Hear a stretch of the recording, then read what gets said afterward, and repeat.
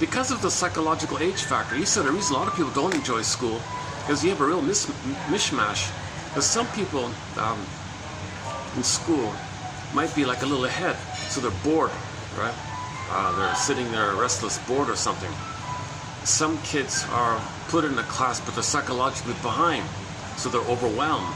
So you got like a whole mishmash of kids that are either too ahead or too behind, and maybe even no one is in that kind of spot. So there's no real kind of filtering out where kids should be in the school curriculum.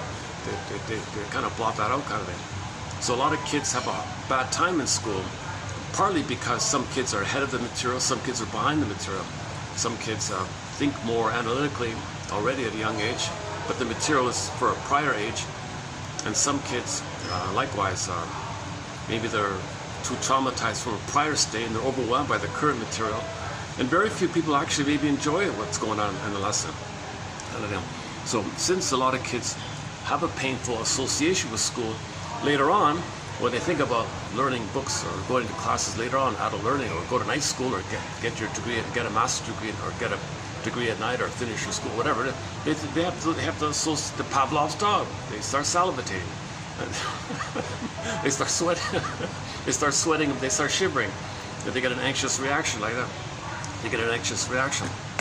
Let's finish the quote here. So, okay. So I'm reading from 3182 coming up here.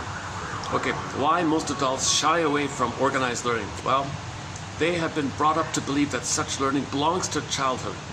For example, how often is the process of learning brought to an end because an individual is still acting out a childhood drama of dependence and submission?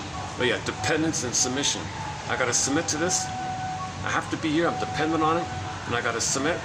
Pain, I'm not enjoying this, I'm suffering, I'm bored, or I'm overwhelmed. And now you're triggered, right? So later on, I'm not gonna learn anymore, I'm free from school, I broke free.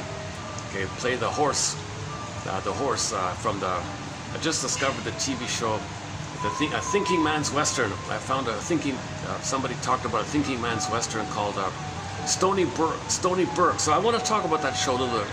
Two of the episodes called Stony Brook. One episode is about the horse.